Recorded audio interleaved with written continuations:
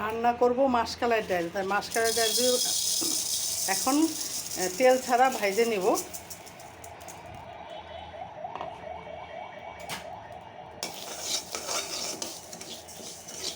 কাঠখোলায় তারপরে সিদ্ধ করব।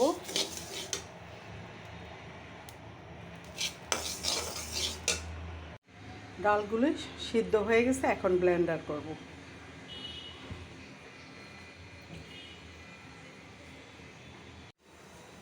আগে পানিটা ফুটতে দিছি, কারণ পানিটা এই হলুদ মরিচ ধনিয়া আদা রসুন পেস্ট পেঁয়াজ কাঁচামরিচ দিয়ে পানিটা বলকাইলে ভালো করে সিদ্ধ হলে ডালটা খাইতে ভালো লাগবে। এটা এই যে ডাল ব্লেন্ডার করা, সিদ্ধ করে ব্লেন্ডার করে নিয়েছি। এখন ডালটা ব্লেন্ডার করে দিয়ে দিলাম।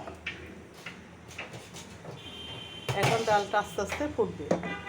এমনি ডালটা অনেক হয়ে গেছে, ফোটা হয়ে গেছে। তারপর এখনও মশলা দিয়ে এখন ঢেকে দিব।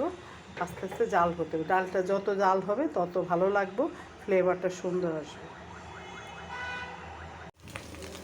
মাসকলাই ডালটা পেঁয়াজ রসুন আর ডিম দিয়ে ভাজলাম, এখন বাগার দিব।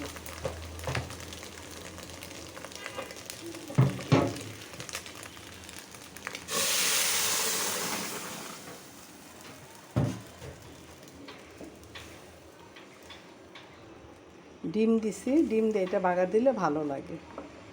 একটু ব্যতিক্রম করে রান্না করলাম। আমার এই রান্নাটা ভালো লাগলে লাইক দিবেন, কমেন্টস করুন, শেয়ার